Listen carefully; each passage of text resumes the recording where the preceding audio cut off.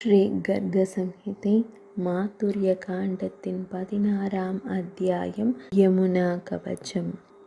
மாந்தாதா மன்னர் கூறினார், மகா பெரியவரே, முனிவரே, பகவான் ஸ்ரீ கிருஷ்ணரின் மனைவியான யமுனையின் தூய கவசத்தை எனக்கு கற்றுக் கொடுங்கள். நான் அதை எப்போதும் அணிந்து கொள்வேன் என்றான். சௌபரி முனிவர் கூறினார், மன்னரே, யமுனையின் கவசம் மனிதர்களை அனைத்து வகையான ஆபத்துகளிலிருந்தும் பாதுகாக்கிறது மற்றும் 4 விஷயங்களையும் நேரடியாக வழங்குகிறது. இதனை கேளுங்கள். யமுனைக்கு 4 கரங்கள் உள்ளன. அவை ஷியாமா, கருமை நிறம் மற்றும் 16 வயது. அவளுடைய விழிகள் அழகாகவும் பூக்கும் தாமரை இதழ்களைப் போல பெரியதாகவும் உள்ளன. அவள் மிகவும் அழகாக இருக்கிறாள். ஒரு தெய்வீக தேரில் அமர்ந்திருக்கிறாள். இந்த வழியில் அவளை தியானித்து கவசத்தை அணிந்து கொள்ளுங்கள்.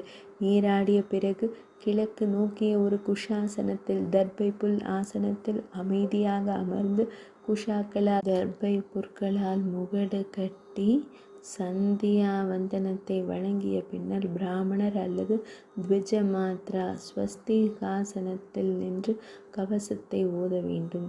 யமுனையின் தலையையும் கிருஷ்ணரையும் எப்போதும் பாதுகாக்கட்டும். விழிகளில் ஷியாமா புருவங்களின் நாட்டையும் நகவாசினி மூக்கையும் காக்கட்டும். சாக்ஷாத் பரமானந்த ரூபிணி என் 2 நெற்றிகளையும் காக்கட்டும். கிருஷ்ண வமஞ்ச சம்புதா, பகவான் ஸ்ரீ கிருஷ்ணரின் இடது தோளிலிருந்து தோன்றிய தெய்வம் என் 2 செவிகளையும் காக்கட்டும்.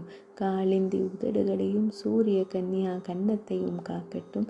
யமஸ்வாசா, யமனின் சகோதரி, என் கழுத்தையும் மகாநதி என் இதயத்தையும் காக்கட்டும். கிருஷ்ண பிரியா என் முதுகையும் ததினி என் 2 கரங்களையும் காக்கட்டும். சுஸ்ரோணி என் இடுப்பையும் சாரு தர்ஷனா என் முழங்காலையும் காக்கட்டும். ரம்பூரு என் தொடைகளையும் காக்கட்டும். அங்கிரி பேதினி என் 2 தொடைகளையும் காக்கட்டும். ராசேஸ்வரி கணுக்கால்களையும் காக்கட்டும்.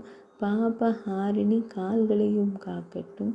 பரிபூர்ணதம பிரியா என்னை எல்லா பக்கங்களிலிருந்தும், உள்ளேயும் வெளியேயும் கீழேயும் மேலேயும் எல்லா திசைகளிலும் அனைத்து பக்கங்களிலும் என்னை பாதுகாக்கட்டும். இது ஸ்ரீ யமுனையின் மிக அற்புதமான கவசம். இதை 10 முறை பக்தியுடன் பாராயணம் செய்பவர் ஏழைகளையும் பணக்காரர்களாக்குவார். பிரம்மச்சரியத்தை கடைபிடித்து குறைந்த உணவை உட்கொண்டு 3 மாதங்கள் இதை பாராயணம் செய்யும் ஒரு ஞானி சந்தேகத்திற்கிடமின்றி முழு ராஜ்யங்களின் மீதும் கட்டுப்பாட்டை பெறுவார். 3 மாதங்களுக்கு தினமும் பக்தியுடனும் தூய மனதுடனும் இதை 110 முறை பாராயணம் செய்தால் அவருக்கு என்ன கிடைக்காது?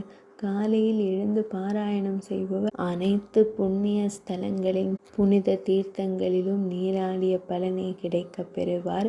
இறுதியில் அவர் அரிய யோகிகளின் உயர்ந்த இருப்பிடமான கோலோகத்திற்கு செல்வார்.